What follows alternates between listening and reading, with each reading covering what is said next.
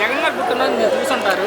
పొట్టేలు నరికి ఆ రక్తంలో అభిషేకం చేశారు జగన్ గారు కటౌట్లకి. అది చేసేసారులేండి. అవన్నీ వాళ్ళు పిచ్చోళ్ళు ఉంటారులేండి. కొంతమంది డెవలప్మెంట్ గురించి తెలియని పిచ్చోళ్ళు ఉంటారు. దాని గురించి వాళ్ళు చూసుకుంటారు. అంటే రేపు 29లో ఆయన ముఖ్యమంత్రి అయ్యాక అలా నరుగుతారంట టీడీపీ నాయకులు. అవన్నీ జరగని పనులండి.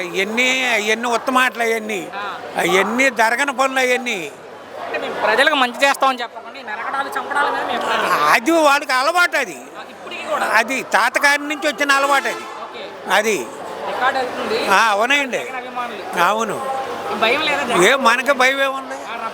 అయిపోయింది కదా, రప్ప ఉంది. మా వయసు అయిపోయింది ఉండగా ఆయన ఏదన్నా చంద్రబాబు నాయుడు హైటెక్ సిటీ పెట్టాడంటే ఆ వేళ రాళ్ళల్లో కొండల్లో పెట్టాడు. మరి వాడు పెడుతున్నాడంటే దాన్ని నిరూపించుకుంటాడు ఆయన. అది జగన్ గారు కూడా మన కళ్ళతో చూస్తాం.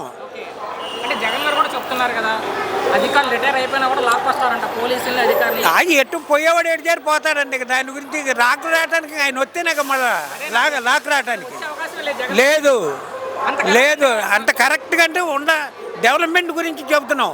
డెవలప్మెంట్ మాది ఈ ఏరియాలోనేను దగ్గరలోనేమో మేము కళ్ళతో చూస్తూనే ఉన్నాము. రాజధాని డెవలప్మెంట్ చాలా బాగుంటుంది.